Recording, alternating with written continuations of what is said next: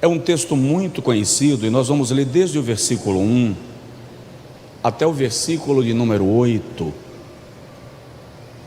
E teremos uma reflexão rápida nesta noite para cearmos a ceia do Senhor. Todos encontraram, podem dizer amém? E havia entre os fariseus um homem chamado Nicodemos, príncipe dos judeus. Este foi ter de noite com Jesus e disse-lhe: Rabi, bem sabemos que és mestre, vindo de Deus, porque ninguém pode fazer estes sinais que tu fazes, se Deus não for com ele. Jesus respondeu e disse-lhe: Na verdade te digo que aquele que não nascer de novo, não pode ver o reino de Deus. Disse-lhe Nicodemos: Como pode um homem nascer sendo velho? Pode porventura tornar a entrar no ventre de sua mãe e nascer? Jesus respondeu: Na verdade te digo que aquele que não nascer da água e do Espírito não pode entrar no reino de Deus. O que é nascido da carne é carne, e o que é nascido do Espírito é espírito. Não te maravilhes de te ter dito: necessário vos é nascer de novo. O vento sopra onde quer, e ouves a sua voz, mas não sabes de onde vem, nem para onde vai. Assim é todo aquele que é nascido do Espírito. Quantos podem dizer amém?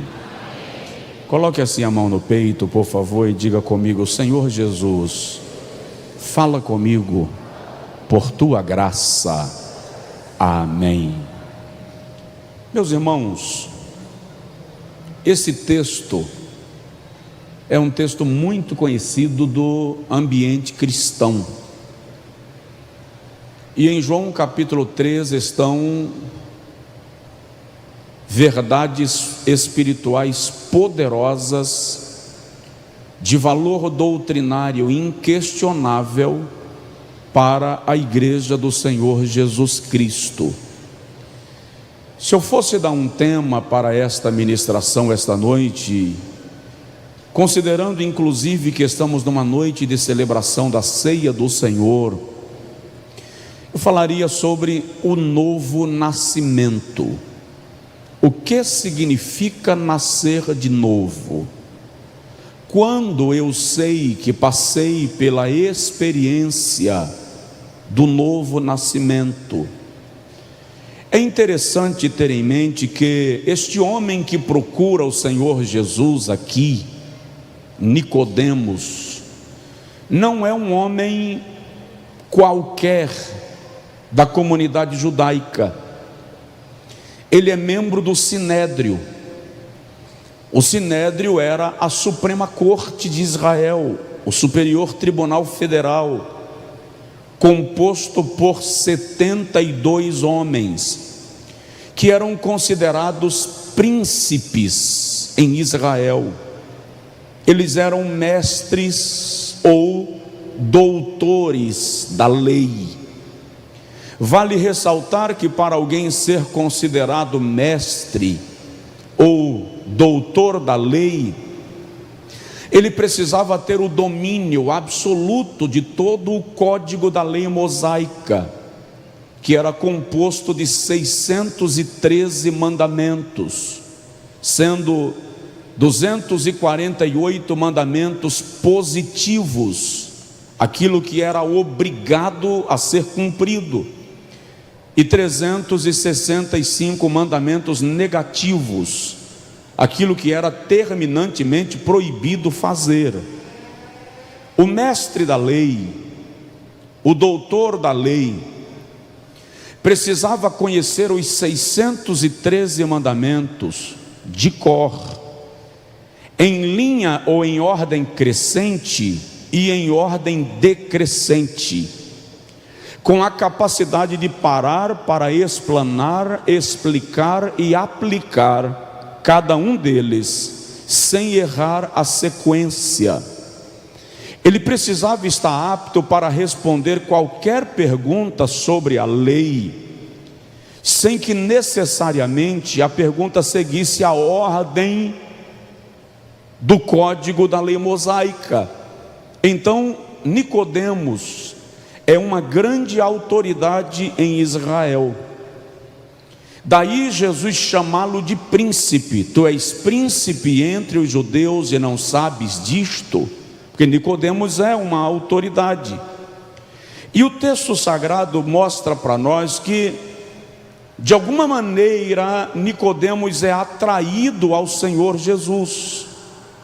Isto se dá por pelo menos duas razões, pelo menos dois episódios tornam Jesus popular tanto na Judéia quanto na Galileia e atrai a atenção do sinédrio para ele. O primeiro episódio é a transformação da água em vinho em Caná da Galileia. Quando Jesus termina de transformar água em vinho, uma notícia corre.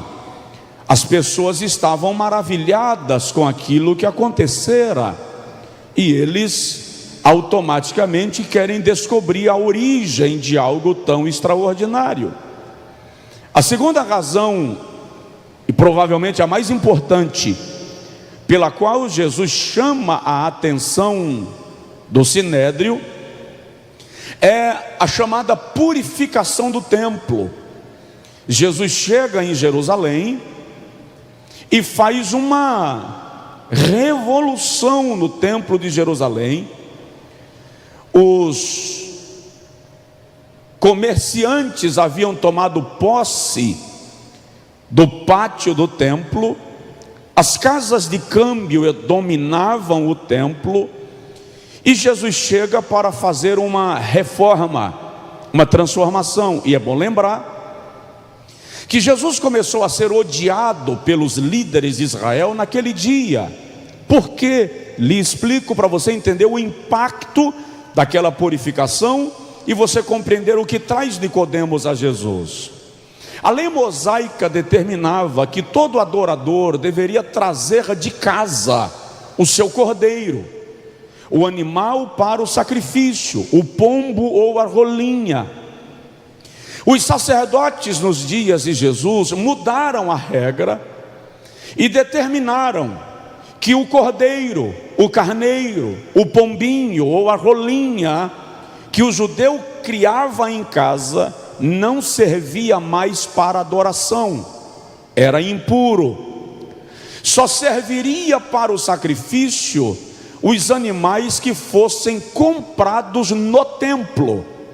Com isto, os sacerdotes se tornaram grandes criadores de rebanhos para vender no templo no período das festas sagradas.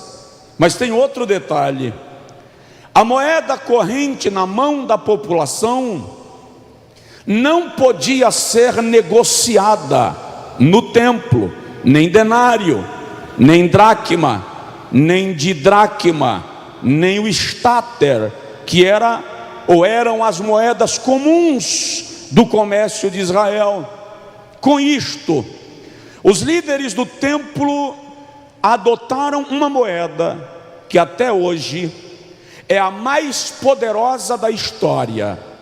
É a única que viveu mais de 300 anos sem sofrer qualquer variação cambial.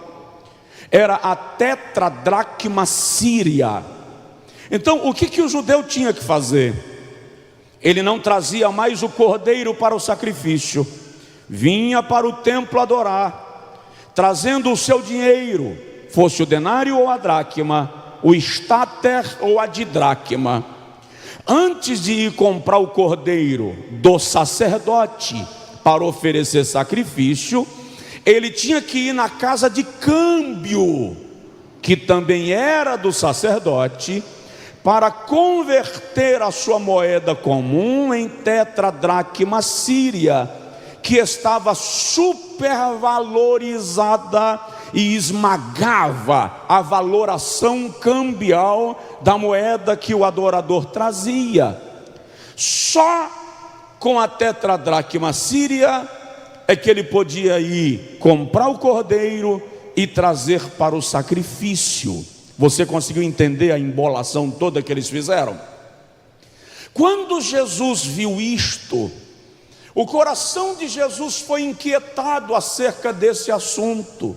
E a Bíblia Sagrada diz que Jesus entra na casa de câmbio, no ambiente dos cambistas, e ele começa a virar as mesas. Só que é bom lembrar que o ato, não obstante bonito para efeito de revolução, colocou Jesus na mira dos líderes de Israel, tanto os sacerdotes quanto os saduceus, que eram grandes comerciantes de rebanhos, quanto os fazendeiros, que eram maioria no sinédrio, começaram a marcar Jesus para matá-lo. Mas estes dois acontecimentos, a transformação da água em vinho e a purificação do templo, chamam a atenção de dois membros do sinédrio para Jesus. Um deles é Nicodemos, o outro José de Arimateia. Nicodemos usa a sua influência para defender a Jesus, quando o sinédrio está reunido, planejando uma estratégia para matá-lo. Em João 7, versículos 50 a 52, Nicodemos argumenta em favor e em defesa de Jesus para protegê-lo do que o sinédrio queria fazer. Lá na frente, em João capítulo 19, versículo 39, é José de Arimateia quem entra com uma petição, solicitando ao governador Pilatos a liberação do corpo de Jesus para ser sepultado. Dá-se a entender que tanto José de Arimateia quanto Nicodemos tornam-se seguidores silenciosos de Jesus, entrando em ação em favor de Jesus sempre que haviam situações específicas a tratar. Agora observe que o texto que nós lemos de João 3 revela para nós que Nicodemos foi encontrar-se com Jesus de noite. Os estudiosos acreditam que o fato de Jesus ser um líder recém-surgido e o fato de ele já estar causando uma revolução na estrutura religiosa de Israel fez com que Nicodemos evitasse encontrar-se com Jesus em público. Por isso ele opta por encontrar-se com Jesus à noite, em ambiente solitário, silencioso. E quando Nicodemos chega para Jesus, eu não sei se a sua Bíblia está aberta, ele chega dizendo assim: nós sabemos. Nicodemos não chega para Jesus dizendo eu sei. Ele não vai a Jesus, versículo 2, dizendo eu reconheço. Ele diz sabemos. O sujeito está presente na frase e é a primeira pessoa da conjugação verbal, a primeira pessoa do plural. Então, Nicodemos não está falando apenas dele, não é a primeira pessoa do singular, eu, é a primeira pessoa do plural, nós sabemos que és mestre. Por que Nicodemos está dizendo isto? Primeiro, porque Nicodemos está declarando, ainda que o sinédrio não te reconheça, ainda que o sinédrio não te aplauda, todo mundo sabe que você não é normal, todo mundo reconhece que você é mestre, todo mundo reconhece que você é vindo de Deus.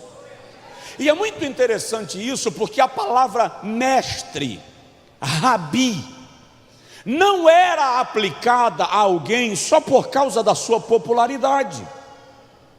Ninguém era chamado de mestre só porque tinha uma multidão lhe acompanhando na esquina da cidade. Só era chamado de rabi, mestre, aquele que havia estudado aos pés dos mestres da lei. Precisava ser reconhecido pela sinagoga, chancelado pelo sinédrio, para então ser chamado de rabi. No entanto, Nicodemos, um príncipe entre os judeus, um membro do sinédrio, chega para Jesus e diz: mestre, rabi. Ele está reconhecendo que Jesus está apto para ensinar, que Jesus está preparado para orientar, para guiar, para dirigir pessoas. Só que, mais do que isto, na expressão de Nicodemos está uma das declarações mais poderosas da teologia cristã. Algo inclusive que no primeiro século da igreja foi objeto de discussão e de estudos e de concílios, que é a questão da divindade de Cristo. Porque surgiu a dúvida, o questionamento na mente de alguns, se Jesus era de fato divino, ou se ele era apenas um homem com habilidades e virtudes especiais. Nicodemos conversa com Jesus, resolvendo essa questão, porque ele diz: nós sabemos que tu és mestre, vindo de Deus, reconhecemos a tua origem, você é divino, há algo da essência de Deus em você. É isso que Nicodemos está dizendo. E mais, ele diz assim: porque ninguém faz os sinais que tu fazes se Deus não for com ele.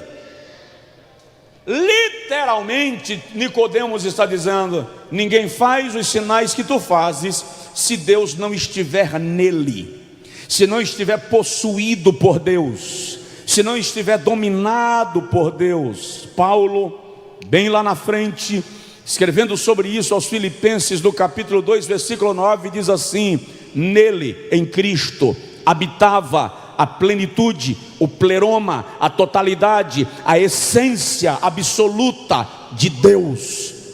Nicodemos está reconhecendo aqui que Jesus é Deus, que Jesus é divino, que Jesus é de origem divina. Mas observe que dentro de toda a dissertação de Nicodemos, Jesus interrompe a fala. Versículo 5: na verdade te digo. Uma leitura desse texto vai observar que Jesus não esperou Nicodemos terminar a sua palavra introdutória. Nicodemos ainda estava na rasgação de seda, no reconhecimento, cumprindo o protocolo de apresentação. Jesus interrompe a frase e diz: na verdade te digo, que aquele que não nascer da água e do Espírito não pode entrar no reino de Deus. Jesus interrompeu. E por que Jesus interrompeu? Ele interrompeu para ensinar uma das verdades mais poderosas do bojo doutrinário da fé cristã: o novo nascimento. Só que isso trouxe uma confusão para a mente de Nicodemos, porque Nicodemos diz assim: como posso nascer depois de velho? Vou entrar de novo no ventre da minha mãe e tornar a nascer? Aí Jesus esclarece para Nicodemos e diz: o que é nascido da carne é carne, e o que é nascido do Espírito é Espírito. Não se te admires de eu te dizer que é necessário nascer de novo, porque aquele que não nascer da água e do Espírito não verá o reino de Deus. Não, Nicodemos não entendeu. Quando Nicodemos não entende, Jesus diz assim: você é mestre em Israel e não entende isso. Com isso Jesus estava fazendo uma crítica, sabia? Ele estava dizendo assim: o que vocês aprendem na sinagoga? O que vocês ensinam da lei mosaica? Em outro episódio Jesus diz assim: vocês examinam as Escrituras, cuidando ter nelas a vida eterna, e são elas que de mim testificam. Ali Jesus estava dizendo: apesar de examinar as Escrituras, vocês não conseguem me encontrar nela, vocês não me enxergam nela. Então Jesus explica: é necessário nascer da água. O que é nascer da água? E o que é nascer do Espírito? Muita gente pensa que nascer da água é ser batizado nas águas. Não é. Tem gente que foi batizado nas águas e não nasceu de novo. Nascer do Espírito é ser batizado com o Espírito Santo e falar muito em línguas estranhas. Não, também não. O nascimento da água é o nascimento da palavra, é a operação da palavra gerando mudança, transformação, regeneração na vida do homem. Jesus diz em João capítulo 15, versículo 3 o seguinte: vós já estáis limpos pela palavra que eu vos tenho falado. Em Efésios capítulo 5, versículo 25 e 26, Paulo diz assim: Cristo amou a igreja e a si mesmo se entregou por ela, para a lavar com a lavagem da água pela palavra. Pedro diz na primeira epístola, capítulo 1, versículo 23 assim: sendo de novo gerados. Em algumas versões está: sendo nascidos de novo, não da semente corruptível, mas da incorruptível, que é a palavra de Deus, viva, que permanece para sempre. Aleluia. Então segura lá. Se você foi batizado nas águas, se você frequenta a igreja, mas a palavra não gerou mudança na sua vida, você não nasceu de novo.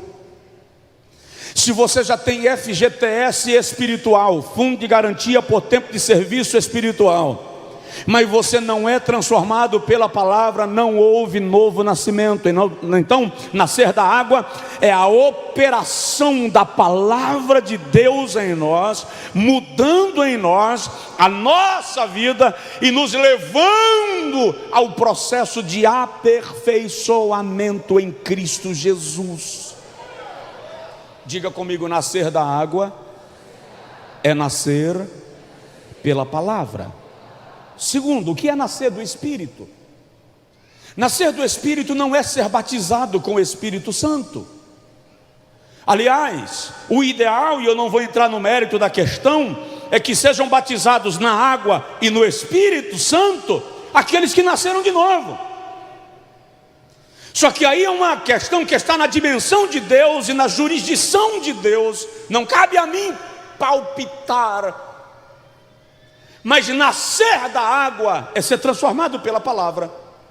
E nascer do Espírito é ter o Espírito Santo em sua vida, gerando vida, produzindo a operação da transformação pelo próprio Espírito Santo. João capítulo 16, versículo 8 ao versículo 11, o Senhor Jesus diz assim: quando o Espírito vier, convencerá o mundo do pecado, da justiça e do juízo.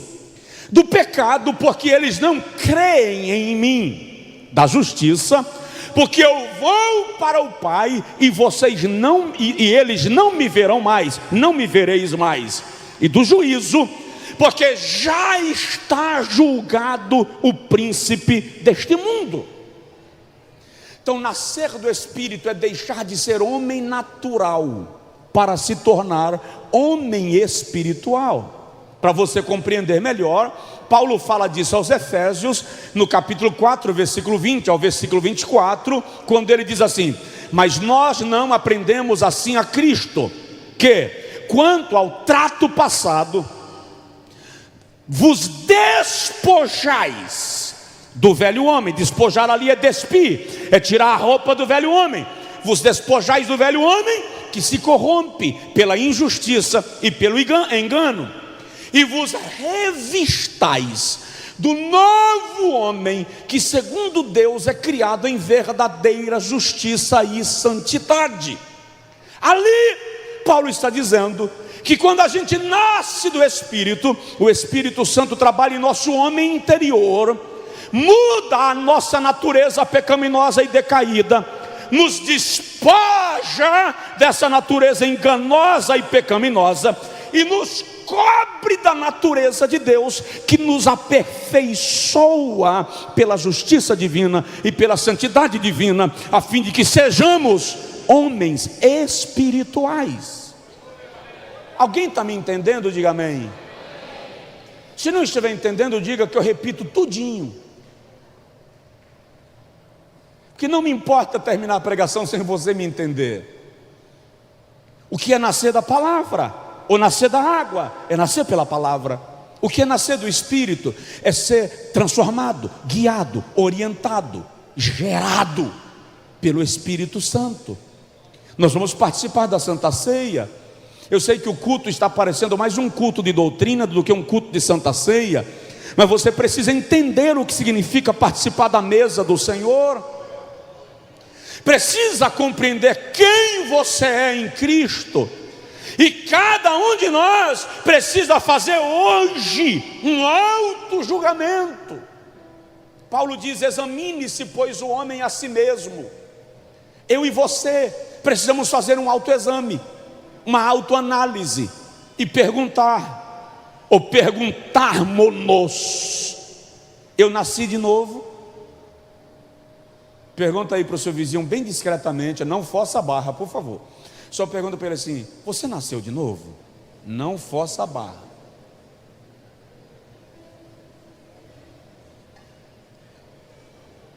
Não vou demorar. O que é nascer de novo? Quando é que eu sei que de fato nasci de novo? O que significa esta experiência? Então, muito rapidamente, nascer de novo é ser regenerado. Nascer de novo é ser regenerado. E o que é regenerar?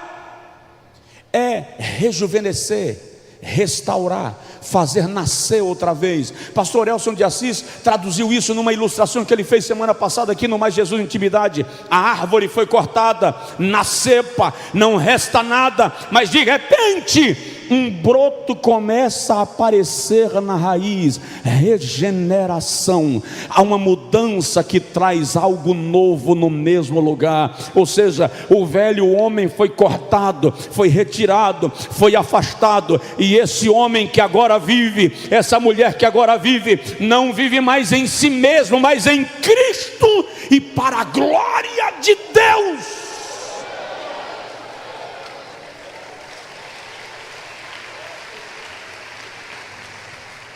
O novo nascimento vai denotar claramente uma mudança radical em nossa natureza e caráter.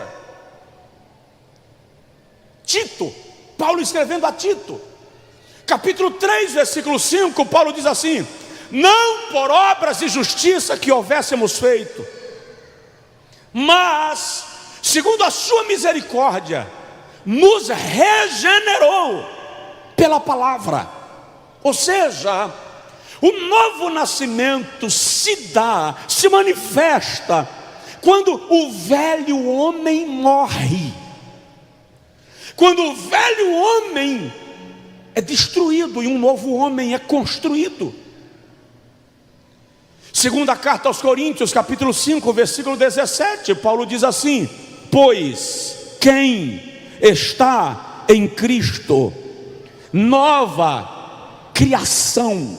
O texto da língua portuguesa diz criatura, mas o texto grego diz criação. Nova criação é, por que nova criação é? A ideia ali é, a velha criação acabou e a nova criação brotou naquele lugar. Ou seja, o homem mundano, o homem pecador, o homem sem temor que havia dentro dessa carcaça, não existe mais. Um novo homem foi criado por Cristo Jesus e vive para a glória de Deus.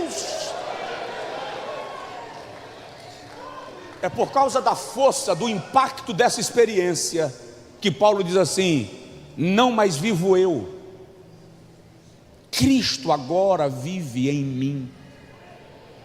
E a vida que agora vivo na carne, vivo-a na fé, naquele que me amou e a si mesmo se entregou por mim. Gálatas 2:20.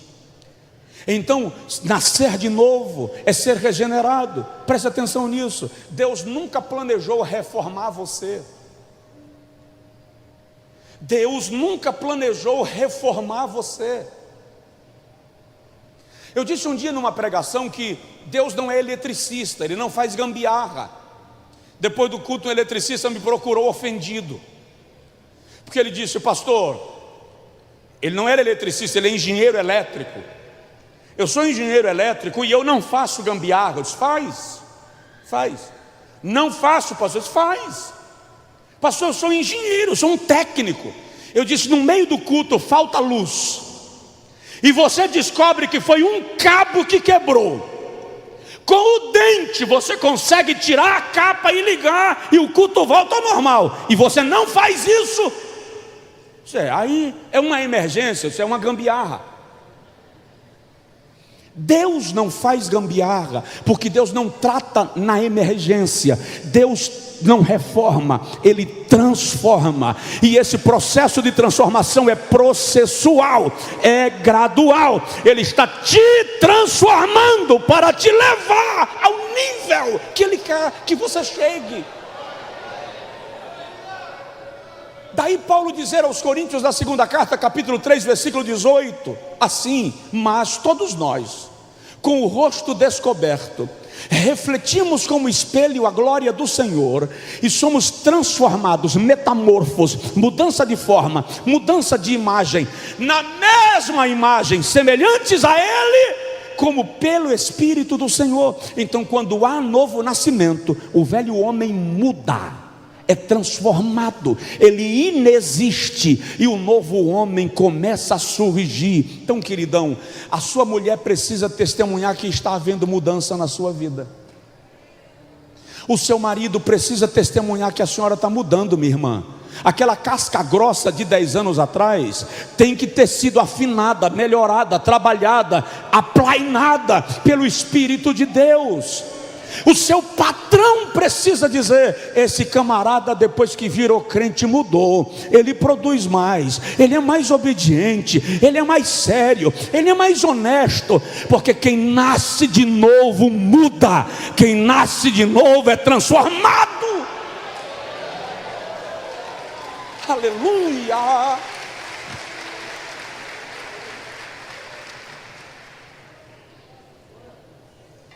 Segundo lugar, quem nasce de novo passa das trevas para a luz. Quem nasce de novo passa das trevas para a luz. Eu gosto, deixa eu explicar para vocês, nem preciso eu dizer isso, mas eu estou com vontade. Eu amo a Bíblia. Eu acho a Bíblia o maior show que a humanidade pode ter acesso. Olha que coisa linda. Se você não dá glória a Deus, o pecado, Romanos 6,14, o pecado não tem mais domínio sobre vós.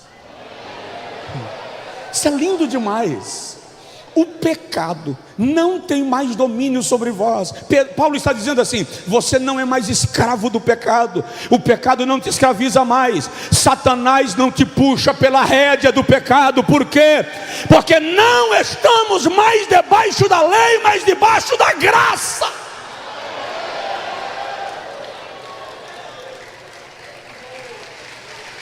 O que isso significa? João 5:25: em verdade vos digo, que quem ouve a minha palavra, na verdade Jesus diz assim, em verdade, ele repete, ele enfatiza, vos digo, que quem ouve a minha palavra e crer naquele que me enviou, tem a vida eterna, não entrará em condenação, mas já passou da morte para a vida. Quando Pedro escreve sobre isso na primeira epístola, capítulo 2, versículo 9, ele diz assim: mas vós sois a geração eleita, a nação santa, sacerdócio real, povo adquirido, para que anuncieis as maravilhas daquele que vos arrancou das trevas para a sua maravilhosa luz. Efésios 2, o apóstolo Paulo diz assim no versículo 5: outrora erais trevas, mas agora sois luz. Provoca seu vizinho, fala com ele: você é luz. Você é luz. Mateus capítulo 5, versículo 14, Jesus diz assim: vós sois a luz do mundo. Ninguém entendeu, não é possível. Vós sois a luz do mundo. Ei, você já se perdeu à noite sem luz? Eu já me perdi na Alemanha, com Jones no carro, 7, 8 anos de idade, temperatura a 21 graus abaixo de zero. O limpador de para-brisa quebrou e eu tinha que dirigir passando a mão do lado de fora para tirar a neblina. Um farol do carro queimou e eu não falo alemão, não falo francês. Viajamos uns 200 quilômetros sem saber para onde estava indo, em que direção. Quando achei um posto, o pessoal que me atendeu não entendia nada de inglês, só falava alemão. Ei, quando eu vi uma luz lá na curva, ainda que ninguém falasse nem inglês nem português, só alemão, a luz já me disse: eu não estou sozinho na estrada, não estou jogado à neve, não vou morrer congelado. O nariz de Johnny já sangrava por causa do frio, os lábios estavam sangrando por causa do frio. Eu parei, ninguém me entendia, eu pedi comida e me serviram, sem me entender, mas eu estava num ambiente de luz. O que isso significa? Para o mundo em trevas, a igreja é facho, é esperança, é foco, é astro, é luzeiro, é a expectativa de uma saída.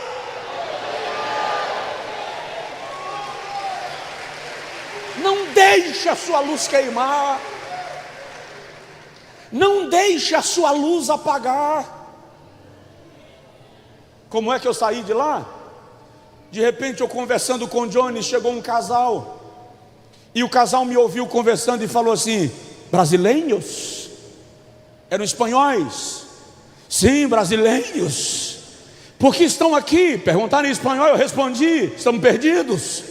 Eu já havia dirigido quase 200 quilômetros na direção errada. Me deram um mapa, me orientaram, nós retomamos a estrada, seguimos viagem, porque estávamos indo para a Bélgica. Ou seja, ainda que você não conheça o idioma, ainda que o carro dê defeito na viagem, se você encontrar luz, você encontra saída.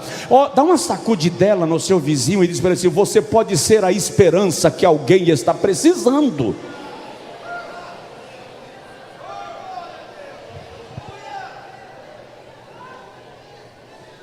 Quando você é tentado a apagar a sua luz só porque os outros estão em trevas, você não consegue ser referência. Lá na faculdade você é tentado a apagar a sua luz para não ser diferente. Lá no colégio você é tentado a apagar a sua luz para não ser diferente. Lá na empresa você é tentado a apagar a sua luz para não ser diferente. A proposta de Jesus é diferente. Ele está dizendo: não se acende um candeeiro e se coloca debaixo da mesa. Pelo contrário, se coloca em cima da mesa para que ilumine o ambiente para os que estão na casa. Não se esconde uma cidade iluminada, edificada sobre um monte. Jesus está dizendo: eu te acendi para resplandecer, eu te acendi para que o mundo te veja, eu te acendi para que o mundo saiba, através de você, que eu existo. Então, nascer de novo é ser luz, é sair das trevas para a luz. Terceiro lugar, vou concluindo. Nascer de novo é ter uma nova mentalidade. A nossa mentalidade precisa mudar. Não é só pensamento, é estilo de vida, cultura, prática, jeito de viver, modus operandi, modus vivendi, jeito de agir, precisa mudar. O apóstolo Paulo, escrevendo aos Romanos no capítulo 12, versículo 1 e 2, diz assim: rogo-vos, pois, irmãos, pela compaixão de Deus, que ofereçais os vossos corpos como sacrifício vivo e santo, agradável a Deus, que é o vosso culto racional. E não vos conformeis a este mundo, mas transformai-vos pela renovação da vossa mente, para que experimenteis qual seja a boa, agradável e perfeita vontade de Deus. Paulo está falando de mudança de mentalidade. Aos Coríntios, na segunda carta, capítulo 10, versículo 4 e 5, ele diz assim: porque as armas da nossa milícia não são carnais, mas poderosas em Deus para derribar todo baluarte, torre e todo sofisma, meia verdade, que se levanta contra Deus, levando cativo todo raciocínio, mente, ao serviço de Cristo. Aos Hebreus, no capítulo de número 9, o escritor diz que Cristo ofereceu-se a si mesmo pelo Espírito eterno a Deus, para libertar das obras mortais a nossa consciência, a fim de servirmos ao Deus vivo. Quando Paulo orienta os irmãos de Éfeso no capítulo 6, ele diz: tomando o capacete da salvação.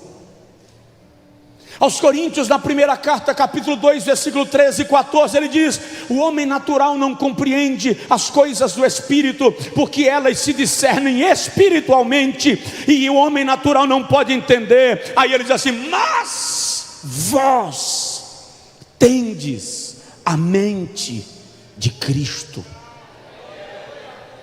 Então, o novo nascimento é mudança de mentalidade. Se a sua mentalidade não mudou, continua presa pelo sistema mundano, não houve novo nascimento. Se o seu conceito de vida não mudou pelo poder da palavra, não houve novo nascimento.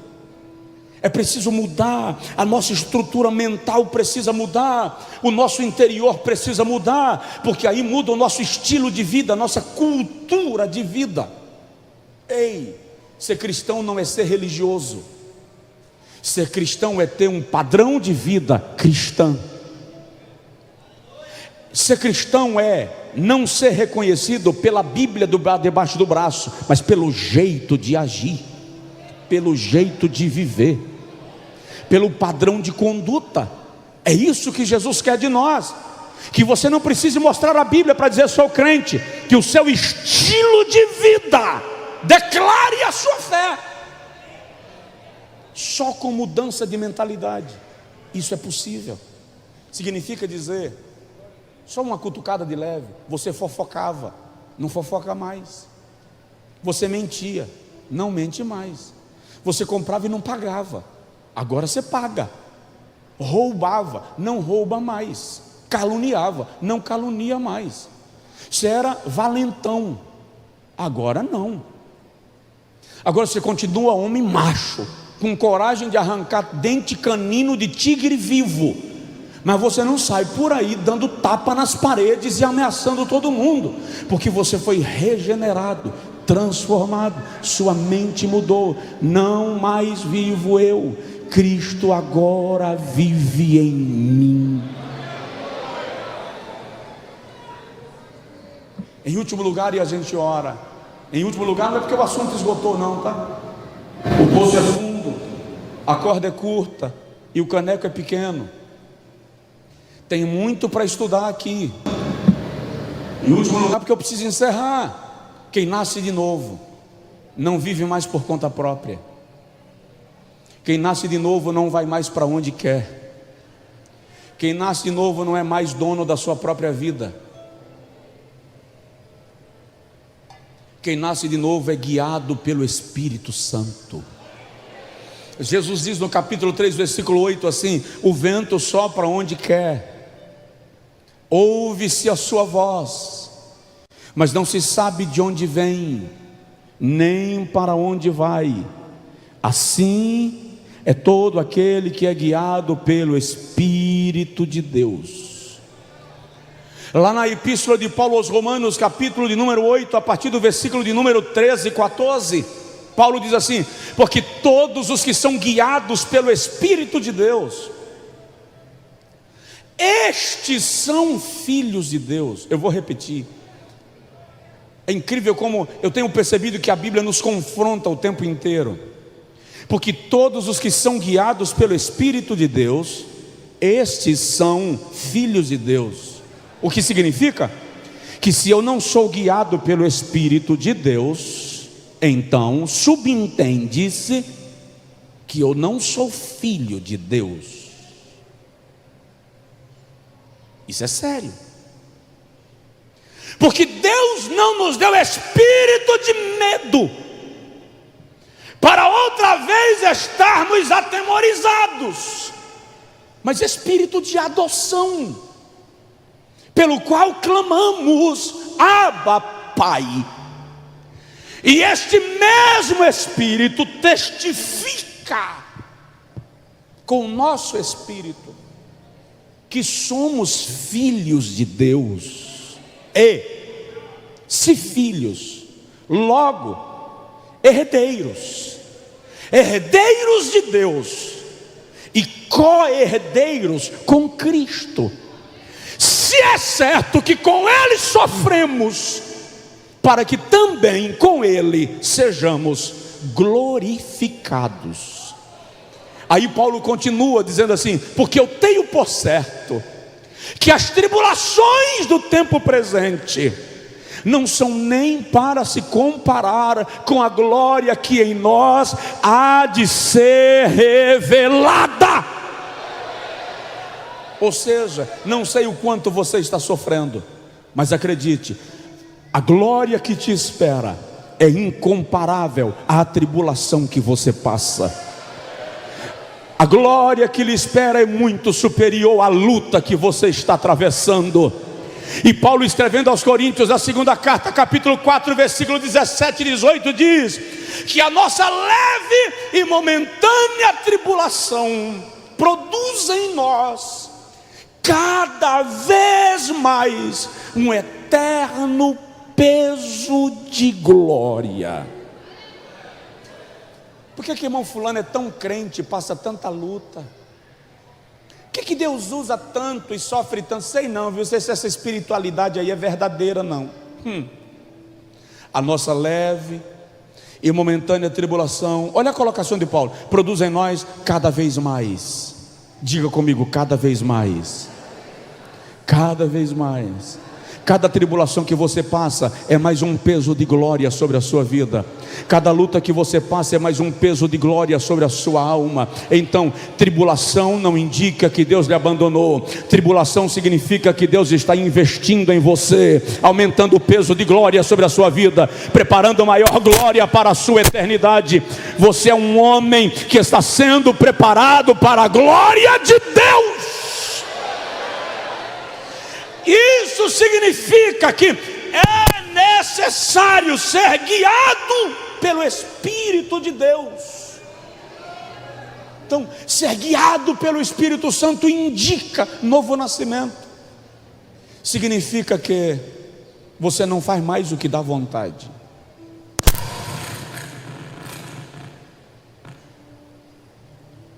Aleluia.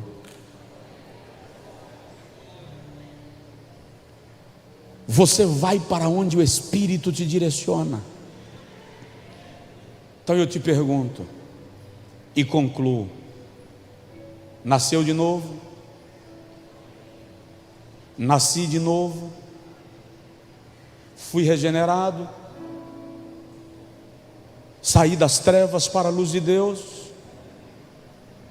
Minha mentalidade está sendo transformada, mudada, alterada, regenerada, melhorada?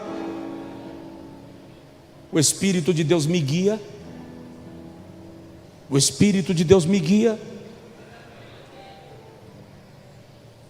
É Ele quem diz o meu próximo passo. Quando Jesus chama aqueles que quiserem segui-lo, em Lucas 9:23, Ele disse: se alguém quiser vir após mim. Não é do lado, é após. Por que após? Porque o discípulo anda atrás do mestre. Para quê?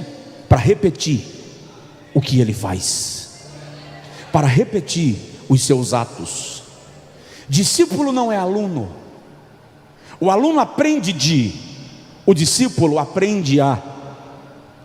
O aluno frequenta a escola, o discípulo mora na casa do mestre. Então, quando Jesus disse: se alguém quiser vir após mim, Ele está dizendo: eu não estou chamando aprendizes comuns, eu estou chamando discípulos que serão guiados por mim, que vão caminhar onde eu caminho, pisar onde eu pisei, fazer o que eu faço, repetir os meus atos. Por quê? Porque eu vou para o Pai, mas eu vos envio ao mundo. Fica de pé, por favor. Como o mundo reconhecerá Jesus, se não através daqueles que lhe seguem? Você vai orar comigo agora. Esta pregação é uma pregação para convidar crente para aceitar Jesus de novo. Porque a mensagem do novo nascimento, Jesus não deu para alguém que não conhecia as verdades espirituais. Jesus deu para alguém que era mestre da lei. Nicodemos se converteu, seguiu a Jesus de longe, se tornou um discípulo silencioso. Eu não vou entrar no mérito da questão de que ele tinha que pregar. Fato é que ele segue a Jesus de longe, se torna um discípulo de Jesus. Não se torna um aluno apenas, frequentador de igreja. Ele é um discípulo. A oração que eu e você vamos fazer agora é pedindo a Jesus para nos salvar, nos libertar, nos transformar. É mais ou menos assim: Jesus, eu estou te aceitando como meu Salvador outra vez. Eu assisti um filme anos atrás, a biografia de William Tyndale. Ele é o homem que traduziu a Bíblia do texto original para o inglês britânico. Perseguido pelo clero e pelo rei da Inglaterra, Tyndale foi preso, colocado sobre a fogueira, com uma das suas Bíblias abertas em cima da fogueira a seus pés, para deixar claro a razão pela qual ele estava sendo queimado. E quando o representante do rei olhou para Tyndale, disse: se você pedir perdão ao a sua majestade, a coroa, e se reconciliar com o papado, você pode salvar a sua vida. Tyndale abriu os olhos, olhou para o indivíduo que lhe abordava e disse: se eu pudesse morrer e ressuscitar, morreria e ressuscitaria, e morreria outra vez, e tornaria a ressuscitar, e morreria novamente, e ressuscitaria outra vez, e novamente morreria, e ressuscitaria, e morreria tantas quantas vezes fosse possível, até que a Inglaterra reconhecesse que só Jesus Cristo é o Senhor. Quando terminou o filme, eu entrei no quarto. Eu estava na casa de uns irmãos, ajoelhei e disse para Jesus: eu quero te aceitar como meu Salvador de novo. Eu não sou crente, Jesus. Eu só vou na igreja, eu preciso me converter. A fé que impulsionou estes homens e que trouxe o evangelho até mim e até você, não é essa fé legal, essa graça sem graça que está sendo ensinada. A fé que trouxe o evangelho até nós é a fé que tem o novo nascimento como pilar, como parâmetro. É necessário nascer de novo. Ore comigo agora. Pai, tua palavra foi pregada, nós cremos na tua palavra, nós cremos no que está escrito e entendemos, Senhor, que precisamos nascer de novo, precisamos ser regenerados, mudados, transformados.